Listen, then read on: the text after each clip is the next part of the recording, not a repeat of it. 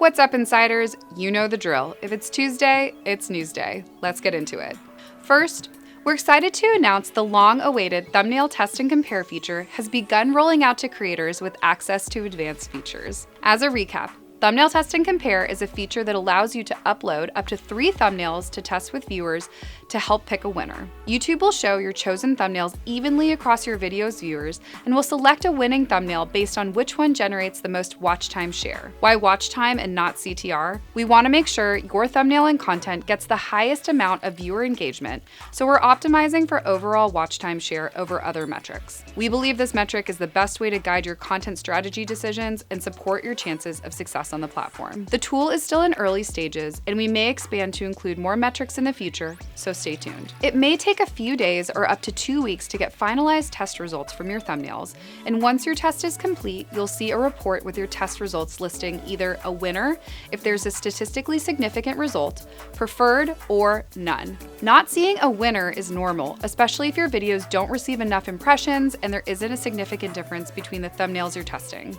It's common to receive other results like preferred or none. Make sure your test thumbnails have significant differences in layout compositions and thumbnail elements, including background, text overlays, and object placement, to learn which options land best with your audience. Remember that regardless of test results, choosing a thumbnail is up to you. You can always manually select the video thumbnail you want to use, even if it wasn't the winning or preferred option. Test and Compare is available on YouTube Studio Desktop, and remember to enable advanced features. We hope you like using Test and Compare, and thank you for your patience as the feature continues to roll out to all creators over the coming weeks. Next, up until now, creators who wanted to share their channel with others had to copy and paste the channel link, which was difficult to do offline. Now, we're experimenting with creator QR codes. Creators in the experiment will be able to share their channel QR code on or offline with others to easily scan. So how do you find your channel QR code? Navigate to the bottom of the U tab on the bottom menu of the YouTube app.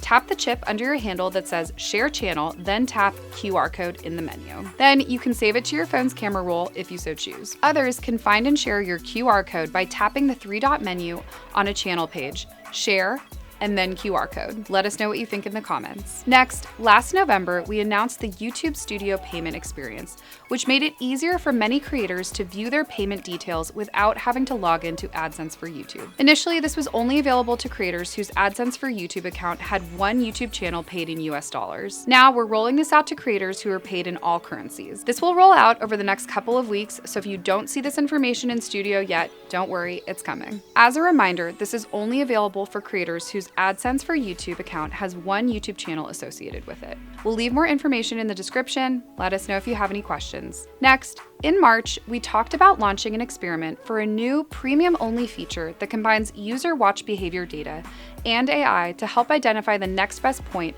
a viewer typically wants to skip ahead to. The way it works is, if a viewer starts double tapping to skip ahead on an eligible segment, we'll show a jump ahead button that will take them to the next point in the video we think they're aiming for. We found in our experiments that viewers love this feature, with 92% of survey respondents saying they think the premium jump ahead feature makes their YouTube experience better. We know you may have questions about the impact of this feature. In our experiments, we found that videos that had jump ahead segments identified had no statistically significant change in watch time. We've launched this feature on Android in the US, and it will be coming to more platforms soon. This feature will also be available to creators while watching their own videos, even if they don't have YouTube Premium. Next, we're experimenting with the ability to mention YouTube channels in comments. If you're in the experiment group, typing the @ symbol on an Android or iOS device, followed by letters or characters of a channel name or handle in a comment, will trigger a recommended list of channels to choose from. From there, select the channel you want to mention, then leave your comment, and the handle will appear as a clickable link. While we gather feedback in the experiment phase, only a small group of creators can post comments that include mentions,